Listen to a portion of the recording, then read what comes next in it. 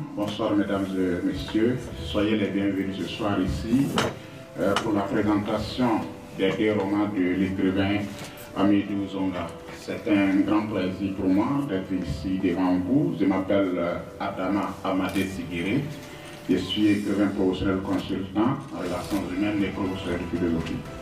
Et c'est un grand plaisir pour moi d'être là ce soir pour accompagner celui-là que je considère comme mon fieu, mon jeune frère Hamidou Zonga, que j'ai connu il y a quelques années et qui a une très belle plume et qui m'a contacté pour présenter ce livre ce soir-là. Le plaisir est immense.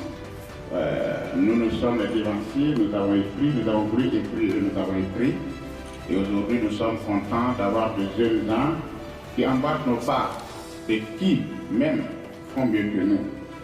Zonga est de ces jeunes-là, ils sont nombreux, mais il est aussi de ces jeunes-là. C'est un jeune que j'admire beaucoup, que j'apprécie beaucoup, qui a une plume très alerte.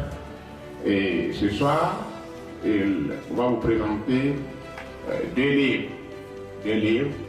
Ces deux livres, c'est le 4e livre et le 5e livre. C'est pour dire que Zonga va vite, comme je l'ai dit. Voilà, il a commencé sa carrière, je crois que c'est en 2000 combien. Le premier, c'est en 2021. 2021, en 2 ans, il est à son 5e livre. Donc je crois qu'il faut applaudir pour ce jeune homme. Merci beaucoup. Donc, jeune il est, passionné de la littérature, il est aussi, et il est désormais un écrivain confirmé. Je parle bien de Hamidou Zonga, qui a plusieurs cordes à son arc. Journaliste dès ses premières années à l'université, Hamidou Zonga tient le micro pendant 7 ans et il se décide à tenir désormais la plume. D'un monde à un autre, le jeune homme récite dans son passage avec brio. Tout commence par ce livre, Fulbé ou la croisade des femmes. Je pense que le livre est ici. Fulbé ou la croisade des femmes. Zonga est fortement marqué par les 10 épreuves que vivent les femmes déplacées internes dans le village de Fulbé. Il décide alors d'en faire un récit émouvant et plein de vie. C'est son premier livre qui annonce un virage à 90 degrés. C'est le journalisme à l'écriture, sinon du micro à la plume. Et Hamidou Zonga va si vite. Il écrit crypto-monnaie. Devenez riche maintenant ou demeurer pauvre à jamais. Je crois que ce livre aussi est là. C'est un guide pratique pour comprendre la technologie Bitcoin et les autres crypto-monnaies que nous autres ne comprenons pas bien. Mais c'est une réalité aujourd'hui dans le monde moderne. Les gens arrivent à se faire des millions avec les monnaies virtuelles. Nous les Africains, nous sommes pratiquement toujours en retard. Le monde avance vite, très vite. Et nous souvent, nous n'arrivons pas à avancer avec ce monde si rapide-là. Voilà, dans ce livre, Zonga essaie de décrypter les choses et de montrer comment les crypto-monnaies sont aujourd'hui une réalité. Et il faut faire avec si vraiment on veut être riche, avoir beaucoup de millions. Et l'argent, c'est nécessaire. Alors après ce livre, il y a Le Miroir. Le Miroir est son 3e livre. Il porte une préface qui est mienne. Voilà. Le Miroir a été préfacé par moi-même, une préface signée Adama Sigiri. C'est un chef-d'œuvre. C'est une belle histoire. Permettez aux gens d'histoire, mais je sais que vous ce avez n'est pas invité ce facile. soir encore pour présenter 2 autres œuvres. La 4e œuvre et la 5e œuvre est un presque littéraire. Et le 4e livre est celui-ci. Voilà le livre. La tragédie de l'or. La tragédie de l'or. C'est un roman. L'écrivain désormais confirmé, désormais professionnel Hamidou Zonga, dans une fiction, vous fait voyager dans les méandres d'un site minier. Dans les profondeurs de ces trous, des mineurs sont coincés, envoyés par les eaux de pluie. C'est une triste image. Que faire? Les recherches se poursuivent pendant des jours et l'espoir de les retrouver vivants s'amenuise au fil des jours. Le lecteur découvre dans Le Miroir la recherche de l'or et les difficultés que vivent les mineurs qui travaillent sur les sites pour découvrir le métal si précieux qui est l'or. Ce 4e livre de Hamidou Zonga fait 122 pages. Il a été édité par les éditions Jean Thibault, qui est sa maison d'édition. Et à partir de cette maison d'édition, il pourra vous accompagner d'autres jeux. C'est vrai, applaudissez pour lui. Donc le livre est disponible ce soir. Il coûte effectivement 3300 et il est disponible dans les librairies. Donc ça c'est le 4e livre comme ça. Voilà, coûte 3300. La tragédie de l'or et il est disponible dans les librairies. Après cela, Amélie Zonga est un homme de plume et sa plume est toujours dans l'encre. Il ne cesse alors d'écrire. C'est un écrivain qui travaille loin de l'amateurisme. Après la tragédie de l'or, je vous fais découvrir le spectacle du mensonge. Le spectacle du mensonge. C'est le 5e livre d'Amélie Zonga. Je vous demande d'applaudir pour lui. Le spectacle du mensonge. C'est un autre roman. C'est un autre roman. Dans ce livre, Zonga traite de la problématique foncière, la spoliation des terres par des individus et des politiques qui chérissent en des promoteurs immobiliers pour brader les terres villageoises en toute illégalité, sans aucun respect de la loi. Que faire quand le capital nous prive de la vertu et de la morale? Faut-il se résigner face au mal ou faut-il se battre? Amélie Zonga donne de la voix pour contrer le mensonge, devenir un véritable spectacle. Une once de dignité doit encore exister dans ce monde. Tout n'est pas dans le marché, disait Jacques Kizerbo dans son livre « À quand l'Afrique ». Le jeune auteur Zonga refuse le silence et la résignation. Il donne de la voix. Il remet en cause le désordre devenu l'ordre. La littérature de nos jours doit être scandaleuse, disait l'écrivaine française Marguerite Duras. Et tant mieux si le jeune Zonga provoque ici un scandale. La problématique financière est aujourd'hui une réalité au Burkina Faso et c'est effectivement tout un mensonge qui tourne autour de cette histoire du foncier. Le spectacle du mensonge est un livre de 127 pages. Il est édité aux éditions Zon Thibault, tout comme le 4e livre. Il est disponible ce soir, voilà, et il coûte 3800 francs et il est disponible dans les librairies. Chers amis, chers invités, mesdames et messieurs, voilà le travail assidu des jeunes qui assument sa mission sur la terre. Amélie Zonga rentre dans le cénacle des grands écrivains, des grands auteurs de notre pays. Et je vous invite à lire ces livres dédicacés ici ce soir et ces 3 autres livres et surtout le miroir que j'ai préfacé avec beaucoup de plaisir. Je souhaite à mon jeune frère, à mon filleul, beaucoup de courage. Beaucoup de courage, chers amis, car écrire au Burkina, je sais ce que ça veut dire. C'est plus qu'un défi à relever, j'en sais quelque chose. Mais comme je l'ai dit, il faut croire en soi. Il faut travailler sans relâche, il faut faire des nuits blanches. Il faut attendre des années pour se faire de l'argent. L'argent, ça vient après un long travail. Moi, j'ai commencé avec une vieille Yamaha, j'ai tourné en ville. Aujourd'hui, bon, je suis pas riche, mais je suis pauvre, hein, quand même. Ça me nourrit convenablement, tu le sais. Voilà, donc je t'invite à travailler. Tout est possible. Le travail des années, seul fait l'homme. Flavien, rendez-vous. Donc, merci beaucoup, mesdames et messieurs, pour votre écoute très attentive. Merci à mon cher ami, Amélie Zonga, pour cette belle carrière d'écrivain de l'âme famille. Je vous souhaite beaucoup de courage. Lire et encore lire. Nous sommes avec une génération qui n'aime pas assez lire. Mais je suis de ceux qui pensent, et je l'ai toujours dit que ceux qui lisent volent comme des oiseaux. Ceux qui lisent barrent comme des margouillards. Et ramper et voler, la différence elle est fondamentale. Je vous invite alors, chers invités, ceux qui ont lu, ceux qui n'ont pas lu, encore lire. Parce qu'en lisant, on gagne toujours quelque chose. Merci beaucoup, chers invités.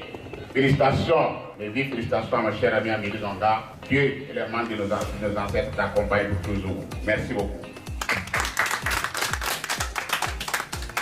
C'est un plaisir pour moi d'être toujours à vos côtés. Aujourd'hui, il a fait une telle présentation de mes œuvres. Comme il a souligné, effectivement, j'ai commencé ma carrière d'écrivain en 2021 avec mon livre Foubé ou la croisade des femmes, qui est un récit réel, un récit émouvant qui parle des réalités des personnes déplacées internes que nous avons décidé vraiment de partager au reste du monde afin que l'humanité tourne son regard vers ces personnes victimes innocentes de cette situation que nous vivons dans le terrorisme.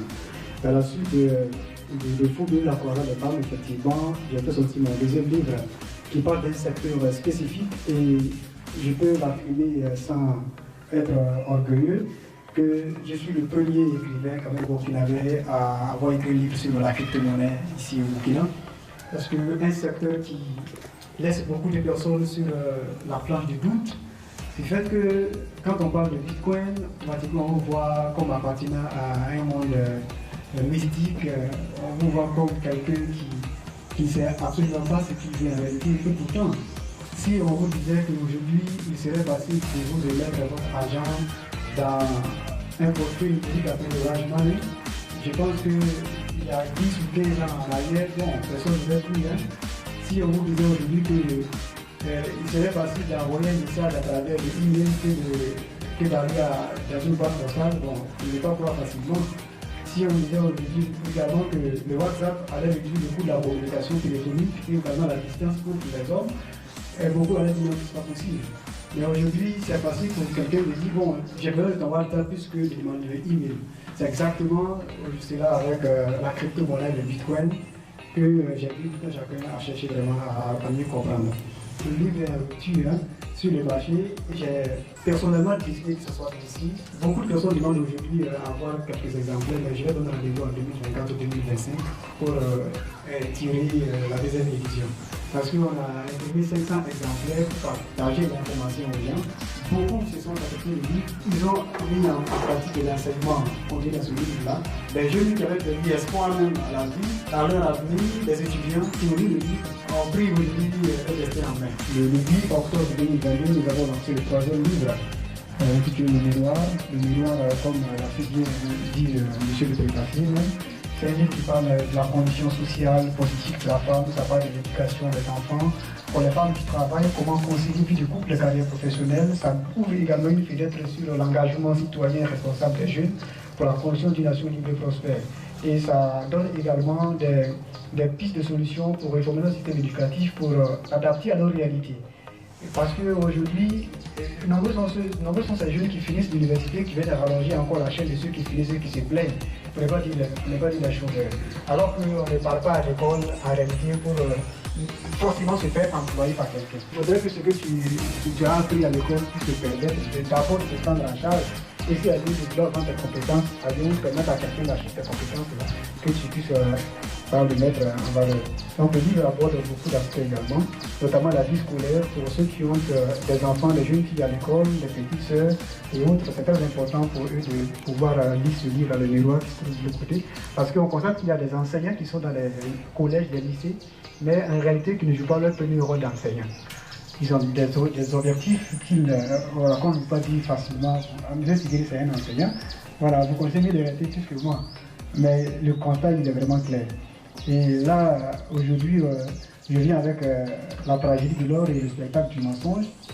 Il faut dire que tous mes livres sont inspirés de faits vraiment réels. C'est vrai qu'au niveau de la littérature, on voyage beaucoup dans un monde fictif. Mais dans ce monde fictif, chacun se retrouve à l'intérieur. Parce qu'on ne peut pas écrire un livre sans au moins parler d'une partie même de sa propre vie en réalité.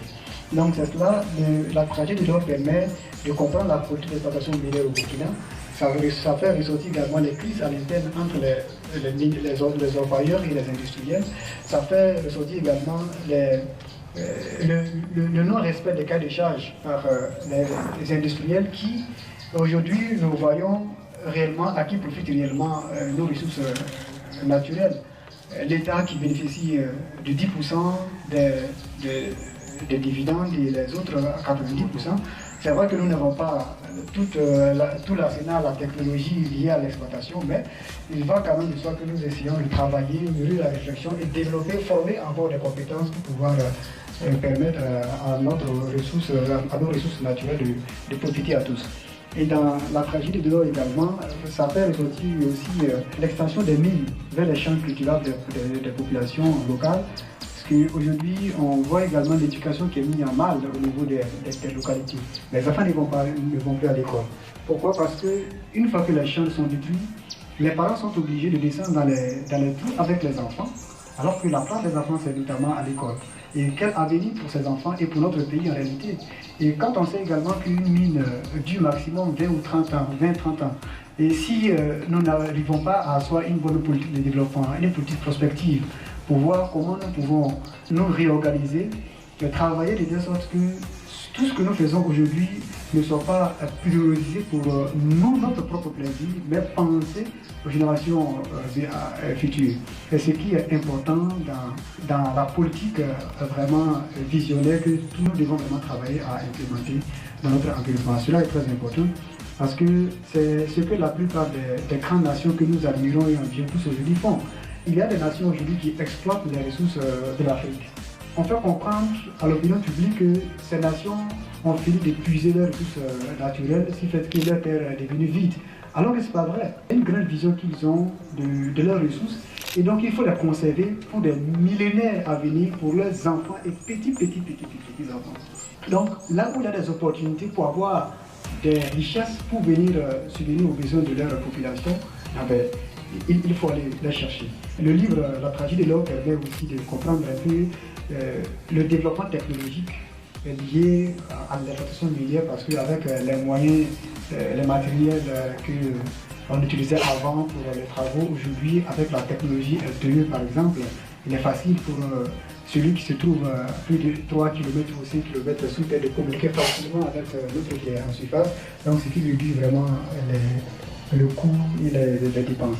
Le spectacle du mensonge, c'est un livre vraiment qui fait beaucoup de bruit, ça touche directement la sensibilité de certaines personnes. C'est quelque chose que j'ai vécu personnellement aussi, que j'ai décidé de partager autrement parce qu'on assiste à des bandes organisées pour détruire des villages, pour se faire de l'argent. Il n'y a aucune pitié liée à cette action que ces individus ont déjà entrepris sur le terrain. Donc nous avons en son temps essayé de mener des investigations, des enquêtes, faire des interpellations afin de les dissuader un temps soit peu, mais il se trouve que le mal est très profond, et quand le mal est très profond, il est important quand même que toutes les voies qui sont plus autorisées puissent essayer quand même de se pencher pour trouver une solution qui puisse apaiser les tensions. Et quand on parle du foncier, comme les gouvernements disaient, on dit aujourd'hui que c'est une bombe à retardement, mais moi je me demande si c'est pas une bombe qui est déjà même enclenchée, parce qu'il suffit seulement quand on arrive dans une petite localité, on parle du foncier, mais vous risquez de partir sans vos chaussures. Hein. Si vous avez toujours un village ici au Burkina, c'est bien d'avoir ces deux livres, parce que les livres partagent également des stratégies de lutte pour permettre aux populations à la base d'apprendre à s'organiser pour défendre leurs intérêts, parce que c'est ce qui manque très souvent aux populations. Et il y a des problèmes, il faut crier partout que ça ne va pas, il y a des soucis. Mais comment d'abord il faut s'organiser pour défendre les intérêts. C'est surtout ça le plus important. Il ne faut pas penser qu'il y a un monstre bactérien qui est là quelque part pour venir vous sauver de votre situation. Mais d'abord, à l'interne, qu'est-ce qu'il faut faire pour pouvoir asseoir une bonne base de lutte, si fait que même s'il y a une tempête qui vient, que la tempête puisse, que vous puissiez vraiment également faire face à la situation. Donc c'est de façon générale ce dont parlent ces deux œuvres. Et ici également, vous voyez le masque comme la couverture, la première de couverture, ça illustre véritablement l'importance des traditions, des cultures. Parce qu'on ne peut pas parler de la terre, du foncier sans parler des cultures. Parce que qui parle de culture, de tradition, parle aussi de spiritualité. Et qui parle de spiritualité, parle des liens étroits avec la terre. Parce que la terre fait partie des 4 éléments qui composent l'univers. Donc il est très important pour nous les Africains même d'abord, nous les Noirs, d'apprendre à nous connaître, à connaître nos origines, à connaître nos traditions, parce que comme je l'ai bien dit à la première de couverture, savoir d'où l'on vient pour savoir d'où l'on va. Si on ne sait pas d'où on vient, c'est difficile de savoir où est-ce que nous allons. Donc c'est pourquoi ici, nous partageons également des phrases, des messages subliminaux pour ces personnes qui savent décortiquer les mots, parce que les phrases sont construites de telle sorte que la personne qui arrive à décortiquer l'image derrière le mot comprendra mieux le message à l'intérieur. Parce que j'ai dit dans ce livre-là, il y a juste un petit paragraphe qui résume toute l'importance du livre. Mais comment comprendre cela si il faut juste lire les lettres? Moi j'ai dit, il ne faut pas lire les lettres, il faut aller au-delà des lettres qu'on voit coucher noir sur blanc. Il faut aller mieux interpréter les images que dégagent ces lettres-là. Et c'est ce travail que nous faisons. Et pour terminer, je voudrais dire de façon solennelle que ces romans, ce sont mes derniers livres. Je n'ai plus écrit de romans. Tous les livres qui vont sortir après, ce seront des livres vraiment spécialisés sur la transformation de notre vie. Parce qu'on a compris qu'aujourd'hui, pour vraiment avancer dans notre existence, il est très important d'abord d'apprendre à se connaître. Il faut travailler son monde intérieur, son monde mental avant de vouloir briller de l'extérieur. Malheureusement, c'est ce qui manque à beaucoup de personnes. Ce qui fait qu'on est enclin dans le manque de confiance, le manque d'estime de soi. Et une petite appréciation d'une pièce peut vous faire perdre toute votre estime que vous avez en vous et même perdre goût à la vie. Et pourtant, il suffit juste d'avoir des ressources nécessaires pour construire votre monde immatériel avant de vouloir le matériel. Si aujourd'hui il est facile pour quelqu'un d'enlever 5 ou 10 millions pour acheter une petite voiture, rouler dans le quartier et vraiment faire de son petit malin, alors que dans son cerveau il n'a même pas un investissement même de 5 millions de francs CFA, on pense que c'est un échec en réalité. Donc ce que nous allons faire, c'est vraiment travailler, accompagner les gens à mieux se connaître, parce que si vous ne vous connaissez pas, c'est difficile d'avancer. Donc, pour ne pas être très long, il y aura des questions au niveau du public aussi. N'hésitez pas à poser ces questions, nous sommes disponibles à apporter des précisions. Merci à vous. C'est Maurice Dieudonné Bonannée, je suis ancien député, ancien ministre de l'Environnement, ancien ministre de l'Habitat. Je veux dire que notre génération a eu beaucoup de chance d'arriver très tôt aux affaires, pour diverses raisons. Moi, qui vous parle actuellement, j'ai participé à toutes les opérations foncières sous la Révolution. J'étais même chef du projet de lotissement sous Sankara, le premier chef de projet. Voilà. Je veux féliciter notre jeune frère. Il faut que chacun apporte de la terre à la terre. L'expérience n'en a pas de prix. Tout se dit sur les questions foncières, nous avons tout vécu. De tout état, la privatisation, etc., etc. Nous avons pu voyager à l'extérieur dans certains pays d'Afrique de l'Est où ce n'est pas du tout État, mais il y a des avancées significatives. Il faut qu'on puisse partager les expériences. Il y a beaucoup de choses dans le foncier qui ne se disent pas. Il faut qu'on puisse partager les expériences. C'est ce qui est important. Chaque génération vient, elle fait ce qu'elle peut. Et les autres générations continuent. Mais il faut que tout cela soit partagé sans passion. C'est dès que vous mettez la passion, vous passez à côté. Vous regardez l'expérience sous Sankara, les lotissements massifs, les cités, etc. Nous, on ne nous raconte pas ça. On était des acteurs. Voilà, on était des acteurs. Donc il y a beaucoup de leçons qu'il faut tirer de tout ça et voir comment on peut construire l'avenir. Voilà, c'est ce que je voudrais dire. En tout cas, le féliciter d'avoir écrit. Voilà. C'est vrai, on a commis des erreurs, on a des insuffisances comme tout le monde. Voilà. Mais je dis seulement qu'il faut qu'on puisse partager l'expérience là. C'est extrêmement important.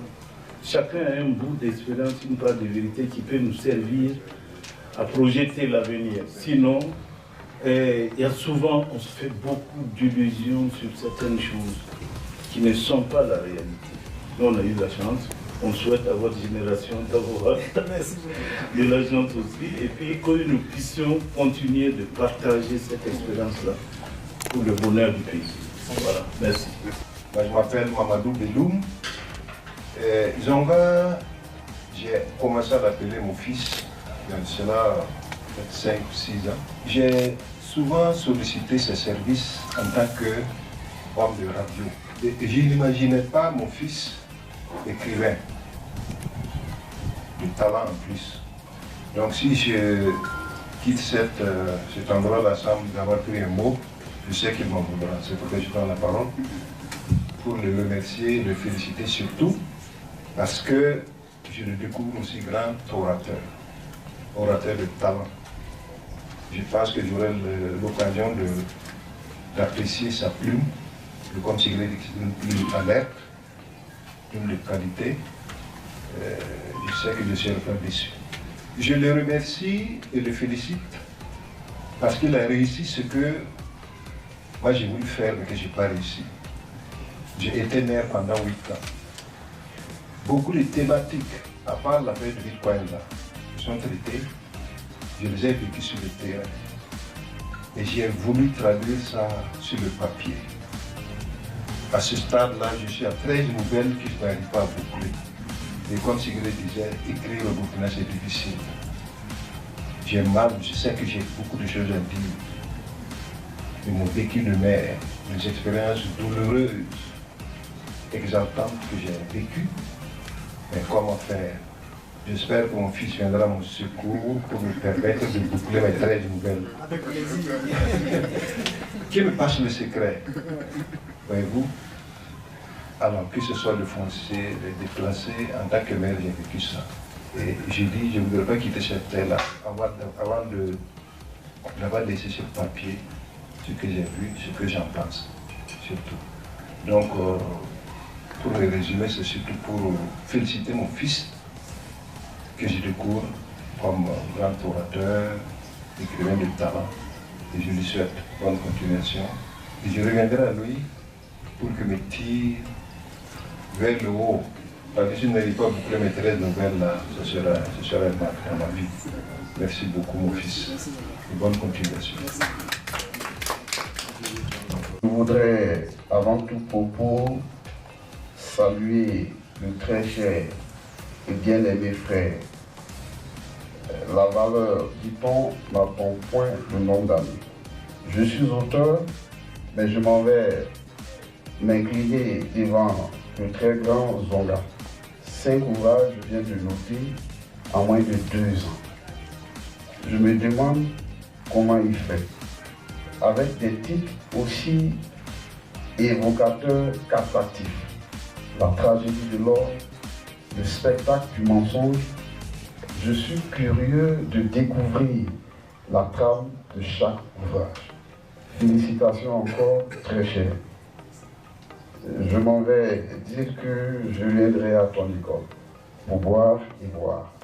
Moi, j'ai quelques préoccupations. Je voudrais savoir s'il y a un rapport entre l'ensemble de vos ouvrages.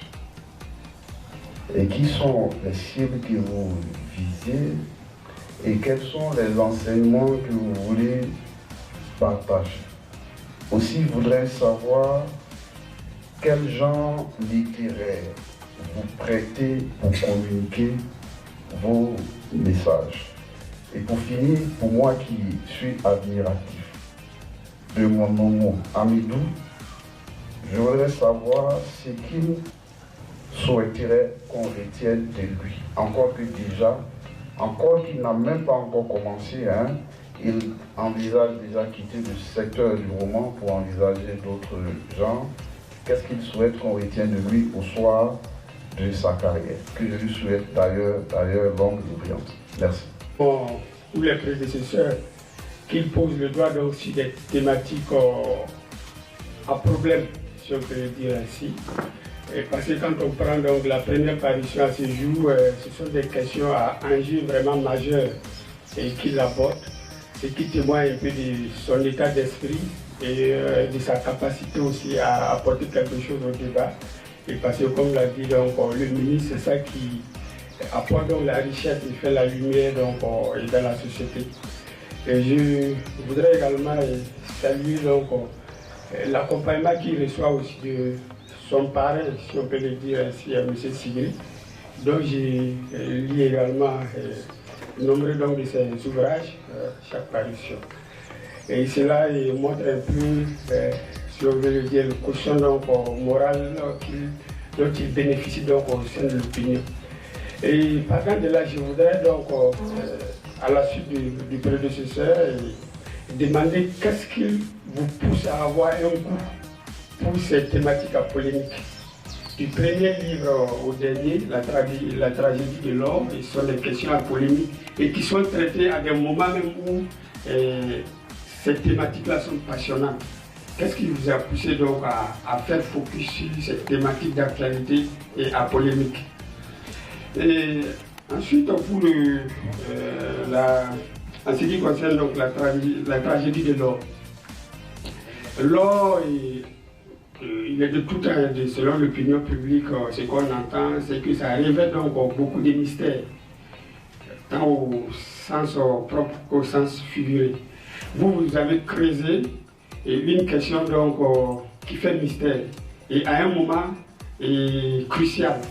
Et dites-nous quelles étaient les dispositions ou si vous avez des anecdotes à nous raconter, surtout à ce qui concerne donc, la tragédie de l'or. Comment est-ce que vous êtes pris parce que j'ai eu la chance de parcourir un peu le livre.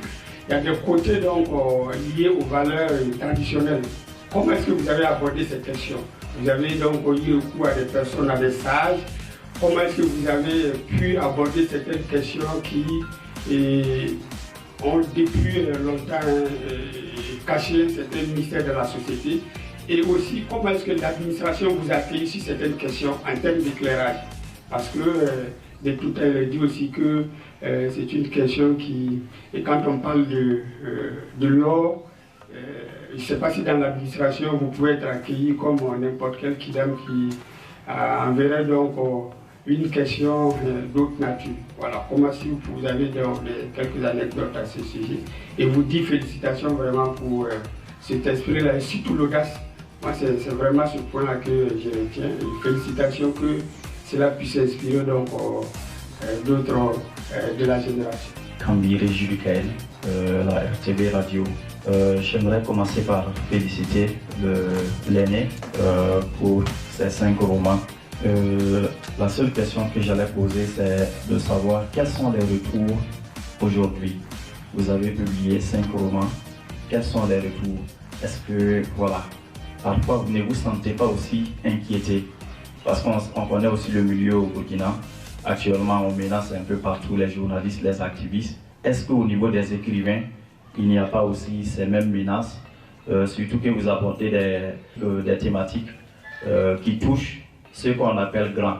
Voilà, quand on prend la question foncière au Burkina, on sait que ceux qui s'accaparent ne sont pas des petits. C'est partant déjà de leurs moyens, ils opèrent.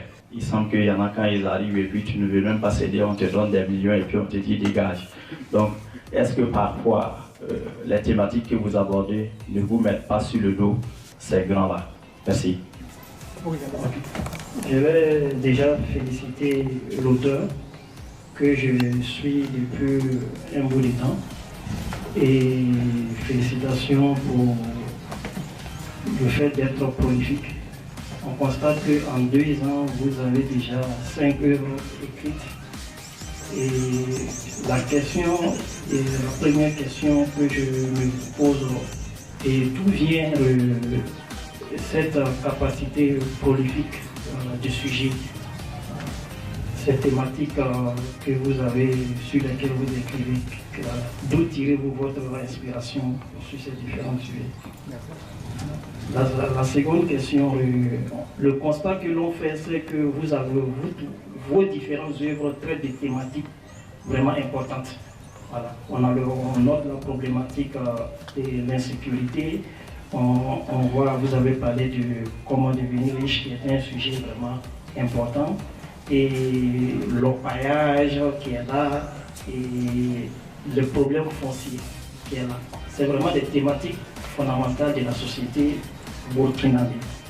Et moi, ce que j'aimerais savoir, vous qui avez exploré ces différentes problématiques, bon, que moi je parlerai des défis quelque part à relever pour rester positif, des défis à surmonter, à relever pour le peuple burkinabé. Est-ce que vous, face à tous ces défis que nous devons relever, vous restez positif pour que les avez un peu étudiés? Voilà. Est-ce que vous restez positif vu la manière dont ils sont traités par les décideurs? Voilà. Est-ce qu'on est en droit d'être positif pour l'avenir de notre pays, en quelque sorte? Et le constat qu'on fait aussi quand on vous suit à travers vos yeux, on voit que vous êtes dans une nouvelle dimension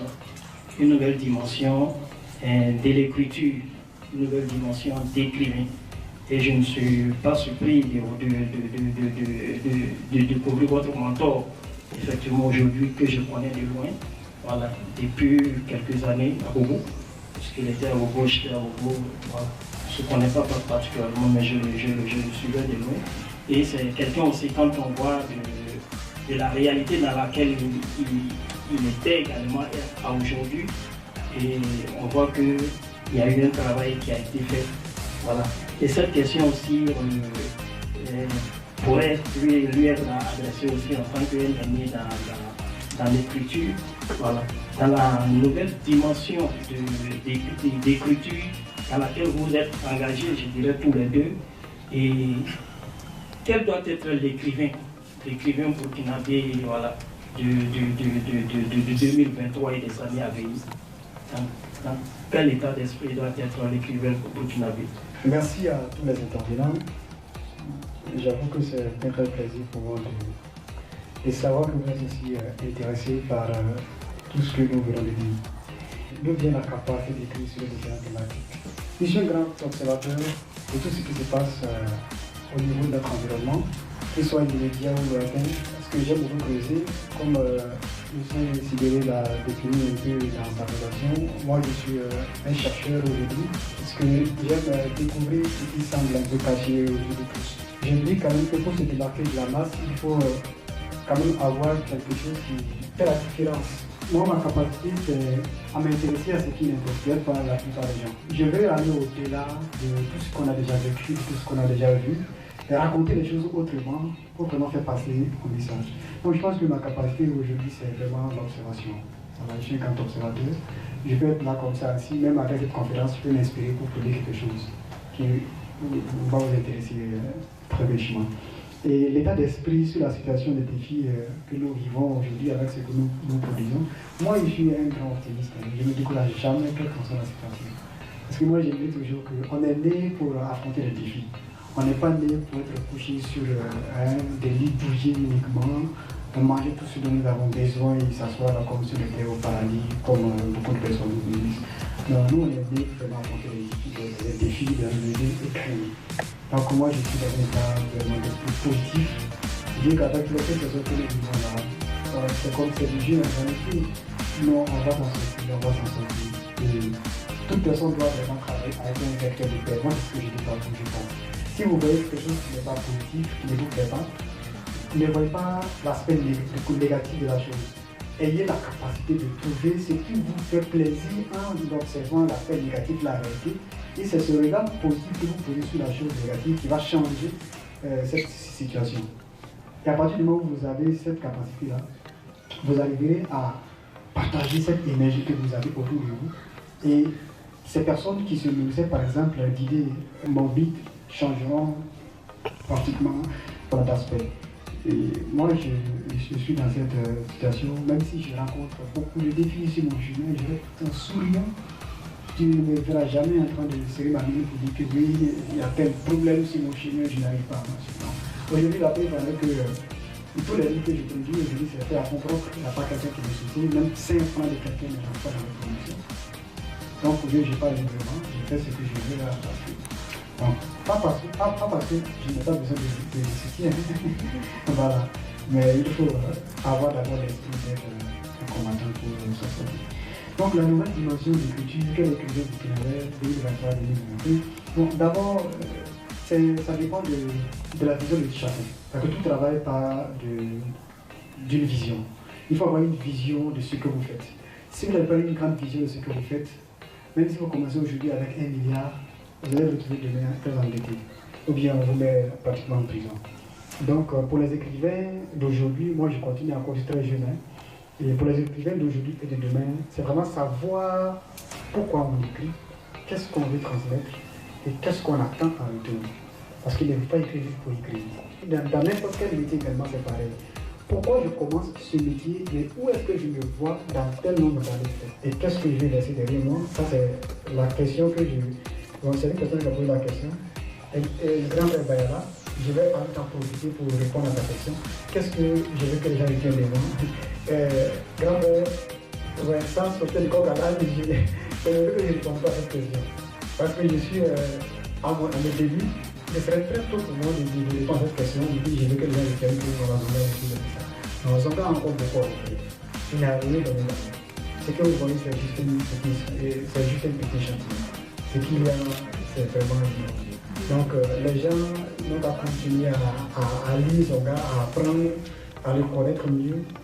Il faut qu'on évolue ensemble. Parce que notre objectif, c'est vraiment demain arriver à fédérer vraiment toutes les énergies, toutes les spécialités dans différents domaines pour faire évoluer, avancer notre pays sur notre dimension. Parce que si on reste dans les, comme le disait un de mes mentors également, les anciennes formules de succès sont devenues les nouvelles formules d'échec. Si nous on reste dans les mêmes stratégies que nos parents ont appliquées il y a des années en arrière et qu'il faut reproduire ça encore ici, je pense qu'on ne va pas s'en sortir. Donc, je n'ai absolument rien à donner d'abord au que j'aime bien. Mais ce que je veux que les gens sachent, c'est que nous devons travailler ensemble. On va travailler ensemble malgré nos différences, on va travailler ensemble malgré nos spécificités pour que nous allons avancer. Cela est très important. Je vais dire merci à mon papa, merci pour la prise de parole. Ça me voudrait très bien. Rassurez-vous, je suis disponible à vous accompagner là pour réaliser ces événements. Et monsieur le ministre également, merci pour votre humilité. Merci pour tout ce que vous faites également. Parce que ça va permettre à tout le monde d'avoir vraiment cette humilité de venir assister à une cérémonie de votre fils, d'avoir même peut-être votre petit-fils. Et merci à vous, monsieur le ministre. C'est un grand honneur pour moi. Monsieur Kambere, je dis quand même, mon cher ami, les retours après l'éducation, parce que je reçois des menaces, des intimidations, peut-être si je vais résumer, c'est ça, ou bien l'appréciation de façon globale sur les œuvres. Bon, l'appréciation, franchement, je peux dire que mes livres sont très bien accueillis. Depuis le premier Foubé a fait l'objet d'une soutenance à l'extérieur. Voilà, une fille qui a soutenu sa thèse de master sur mon livre. J'ai préféré ne pas communiquer sur ça, parce que je me dis que bon, ça c'est absolument rien d'abord par rapport à ce que nous avons encore dans le 142 très bientôt. Et aujourd'hui également, il y a plus de 5 professeurs d'université qui travaillent sur Foubé.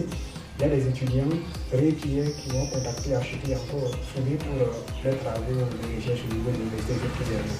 Donc on pense quand même que pour un premier livre qui connaît vraiment cet environnement-là, c'est vraiment très appréciable. Mais quant aux menaces, les intimidations, et pour être franc, je n'ai pas encore reçu de menaces. Et je pense que même ça ne recevra pas de menaces. Parce que je ne suis même pas dans un état d'esprit d'affrontement. Et nous, on dit ce qui est réel. La plupart du temps, ce qui fait que les gens ne veulent pas se regarder en face, c'est qu'ils n'aiment pas la vérité. Et quand vous dites la vérité à une personne, elle trouve qu'elle paraît mal. C'est ça en réalité.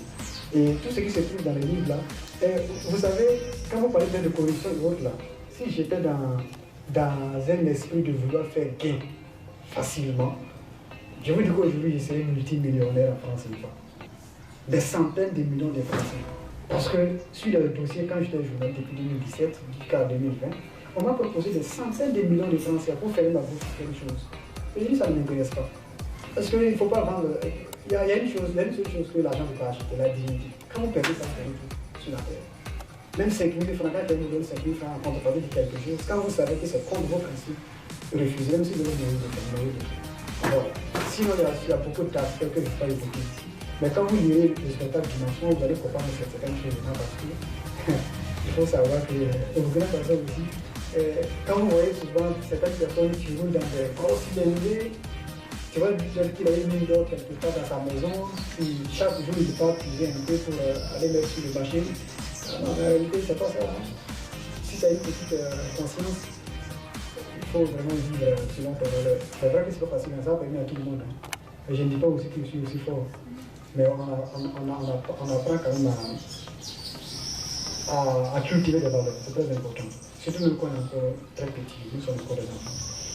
Et monsieur Oudao, mon frère chez grand-père, merci beaucoup. Lui aussi, c'est une personne qui est tellement humble qu'il ne veut pas se montrer au public. J'aurais voulu qu'il soit parmi nos présidents ici, mais bon, je ne vais pas entrer dans les détails. Vraiment, vous avez soulevé des questions très intéressantes. Je veux dire, qu'est-ce qui pousse à avoir l'envie d'écrire sur ces sujets à polémique? Bon, moi, c'est comme je dis toujours, hein, quand quelque chose me traverse le cœur, en réalité, je n'aime pas garder les choses qui me touchent particulièrement et également qui touchent surtout la vie des autres. Parce qu'aujourd'hui, on dit quoi? On dit, lorsque vous faites quelque chose et que la chose profite seulement à vous, sachez que vous n'êtes pas sur le chemin en réalité même du succès et de votre mission de vie. Tout ce qu'on fait doit non pas seulement profiter à vous, mais profiter surtout aux autres. Lorsque vous avez un impact sur les autres, vous atteignez véritablement la félicité. Et c'est ça qui fait vraiment la spécificité de mon travail. Donc l'envie d'écrire sur cette thématique, c'est pas pour sauver de la polémique, hein. Il y a ceux qui aiment le débat. Moi je ne suis pas dans le débat. Moi je dis ce qu'il y a. Voici, je donne des pistes de solutions également. Comment nous devons appréhender la situation. On ne dit pas forcément que ce que nous disons est juste. On ne dit pas que c'est forcément vrai. Mais si chacun, avec l'esprit critique qu'il a, arrive à nourrir également la réflexion à ce niveau, non pas pour balayer ce que nous disons, mais voir l'aspect positif de la chose, prendre et compléter à ce que nous disons. Nous pensons que les choses vont autrement. Ce qui fait également la difficulté de nos vies aujourd'hui, c'est que chacun veut être le réservoir de la vérité universelle. Accepte ce que moi je te dis et refuse pour toi. Quand bien même nous savons que la vérité n'a pas de couleur. Donc c'est dire que ce que vous avez, vous le partagez. Moi je prends la partie qui m'intéresse et qui sait que ça peut me profiter aux autres et on partage. Vous voyez, pour faire ce genre de travail, il faut d'abord être confiant. Et quand on est confiant, facilement on arrive aussi à avoir la confiance des autres et leur adhésion sur votre travail que vous faites. Et lorsque vous n'avez pas une feuille de route bien élaborée pour mener votre travail, ça va être difficile d'amener les autres à s'exprimer librement afin de faciliter la tâche à votre niveau. Donc quand vous prenez par exemple la tragédie de l'or, il y a des questions sensibles par exemple liées aux traditions. On voit des entités d'intermédiation, ce qu'on appelle en français péjoratif les fétiches, qui ont des millénaires d'existence dans des localités, sont obligés d'être déplacés sans suivre les règles traditionnelles, sans suivre les rites. Donc ça crée beaucoup de fractures, ça crée beaucoup de difficultés. Mais avec la manière de traiter les choses, il y a le consensus que les gens arrivent à établir pour comprendre que c'est vrai. Il y a des besoins que nous avons qui sont enfouis sous votre sous-sol, sous votre terre, mais il y a aussi l'aspect qui montre votre identité intrinsèque. Voilà. Et quand on parle des invités d'intermédiation, c'est vraiment la racine de la vie de certaines communautés. Voilà, notamment ceux qui ont aussi des masques peut-être chez eux, ceux qui ont les entités d'intermédiation, on appelle les fétiches, peut être en compétition, c'est-à-dire qu'on appelle les fétiches, et qui croient véritablement. Il y a des travaux qui l'ont fait. Au niveau de la médiation, c'est comme vous savez, vous êtes un grand journaliste, nous nous inspirons de vous, toujours. Vous savez que c'est pas aussi aisé au niveau des administrations de s'exprimer sur certains sujets. Parce que d'abord même, le grand défi commence au niveau des administrations. Au niveau des administrations, le grand défi commence. Et la plupart, surtout même au niveau des centres urbains, ce sont entre griffes les fonctionnaires d'un certain niveau, pour ne pas dire de la classe, qui se trouvent en campagne, très éloignés des villes, qui très facilement subissent ou bien voient des personnes descendre sur eux pour dire oui, on est venu avec telle autorisation venant de tel niveau de sommet pour faire telle exécution. Donc, quand on connaît également les règles au niveau de notre fonction publique, bon, vous savez que quand on parle du respect de la hiérarchie, une personne qui a un certain niveau, qui fait un papier dont l'autre tient ce document avec une grande fierté, qui arrive devant vous et qui le présente, même si vous avez un niveau fort, vous êtes obligé d'utiliser cela pour accepter.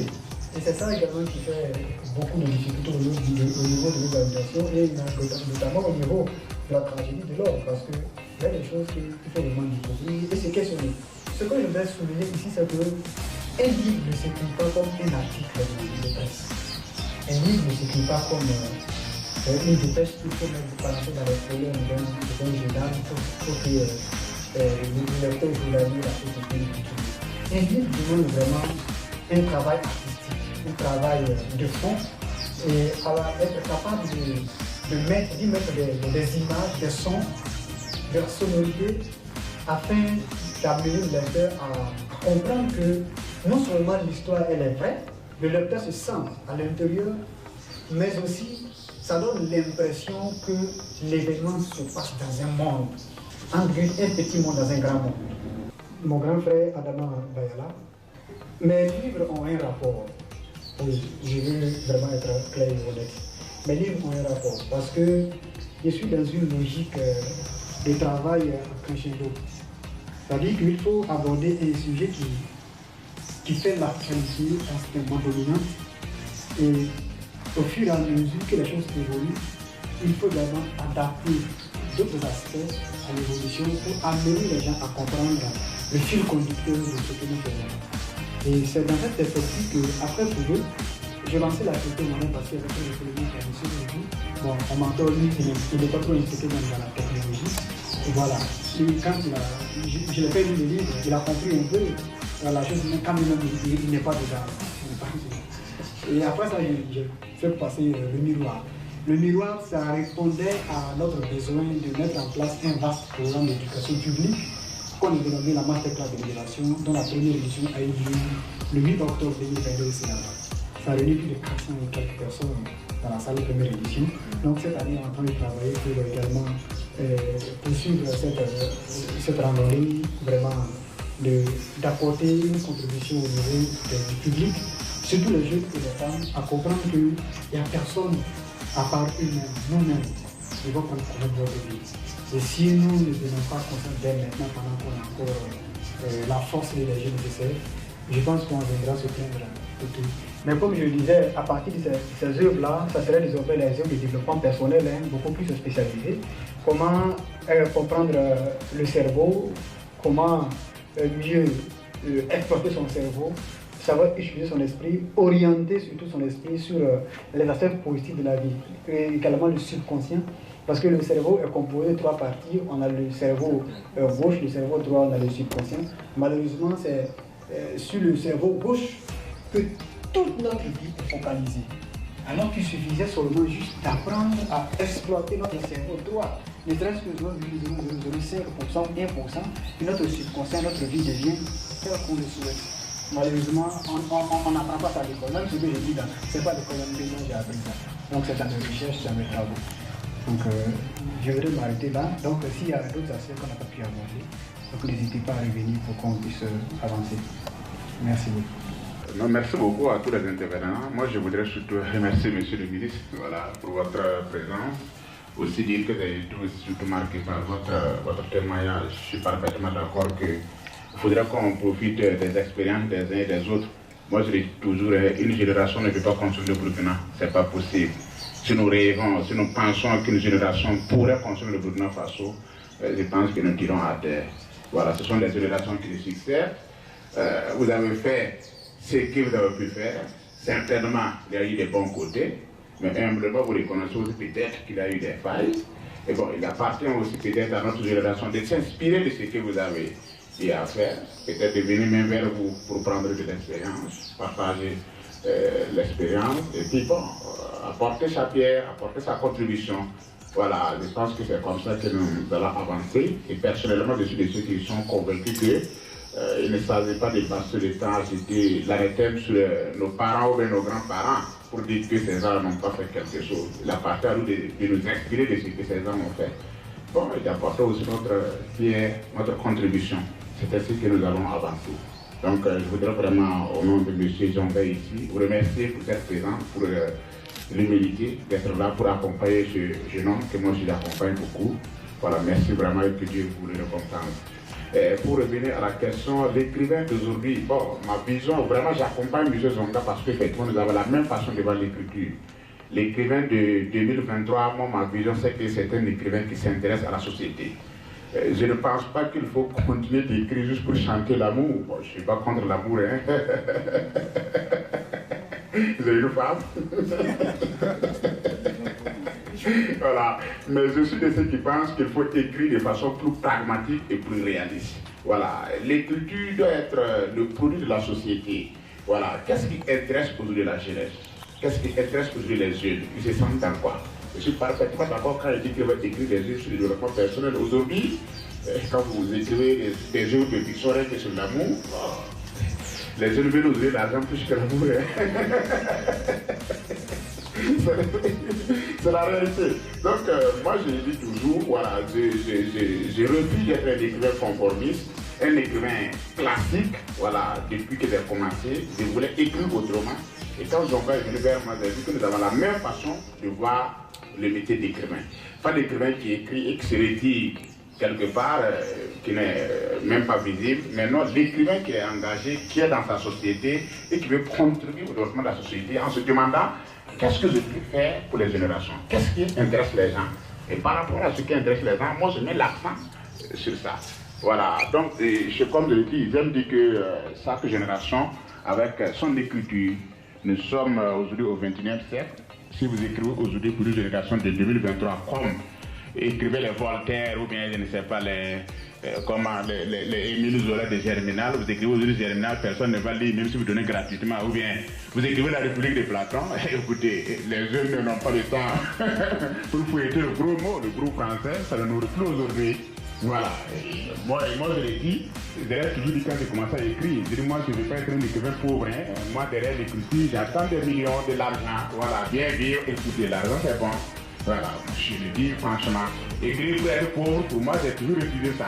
Voilà, je dis c'est écrivain pour être pauvre, ce sont pour moi, en tout cas je n'ai pas de pauvreté, parce que je suis dans la pauvreté, je connais la pauvreté, j'ai trop souffert.